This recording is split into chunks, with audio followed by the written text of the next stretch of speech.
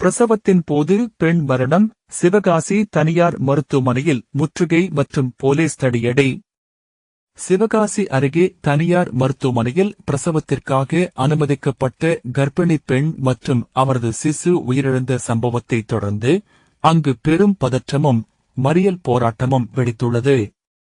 தவறு செய்த மருத்துவர்கள் மீது நடவடிக்கை எடுக்க கோரியும் 50 லட்சம் ரூபாய் இழப்பீடு வழங்க கோரியும் உறவினர்கள் நடத்திய போராட்டம் இறுதியில் போலீஸ் கைதில் முடிவடைந்துள்ளது.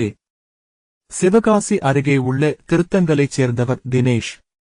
தூத்துக்குடி மாவட்டத்தில் தலைமை காவலராக பணியாற்றி வரும் இவருக்கு ரேணுகாதேவி என்ற மனைவியும் 3 வயதில் ஒரு பெண் குழந்தையும் உள்ளனர். இந்நிலையில் 2வது பிரசவத்திற்காக கடந்த 20ஆம் தேதி இரவு விஸ்வநத்தம் சாலையில் உள்ள ஒரு தனியார் மருத்துவமனையில் ரேணுகாதேவி அனுமதிக்கப்பட்டார். அறுவை சிகிச்சைக்காக அவரை வார்டிற்கு அழைத்துச் சென்றபோது திடீரென ஏற்பட்ட மூச்சுத் திணறல் காரணமாக ரேணுகாதேவியும் அவரது சிசுவும் பரிதாபமாக உயிரிழந்தனர். டெலிவரிக்கு வந்த பெண் வேற ஏதோ காரணத்தினால மரணமடைஞ்சிட்டாங்க. அதுக்கு லீகலா என்னென்ன பண்ணணுமோ அதற்கு டாக்டர்ஸ் ஒத்துழைச்சுட்டு இருக்காங்க. ஆனாலும் சில பேர் எங்களை மிரட்டி பணம் பறிக்கிறதுக்காக வெளியே நின்னுகிட்டு 1 கோடி கொடு, 50 லட்சம் கொடுன்னு டிமாண்ட் பண்றாங்க. மத்த பேஷண்ட்ஸ்க்கும் இடைஞ்சல் தர்றாங்க.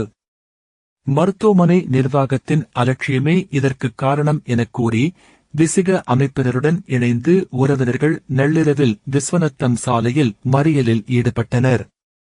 நிலைமை மோசமடைவதை அறிந்து எஸ்பி கௌதம் கோயில் தலைமையில் போலீசார் குவிக்கப்பட்டனர்.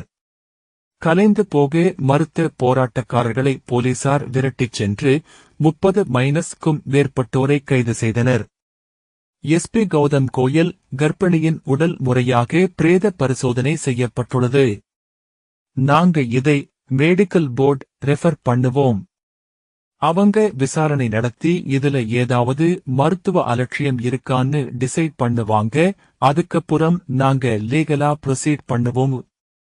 மருத்துவர் சுகுமார் சிகிச்சை தொடங்குவதற்கு முன்னரே 7:20 மணியளவில் அந்த கர்ப்பிணி பெண்ணுக்கு திடீரென இரத்தக் குழாயில் அடைப்பு ஏற்பட்டு கார்டியாக் அரெஸ்ட் ஆகியுள்ளது.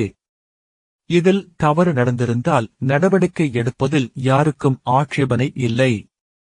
ஆனால் இதை வைத்து மிரட்டி பணம் பறிக்கும் செயலை நாங்கள் வன்மையாக கண்டிக்கிறோம்.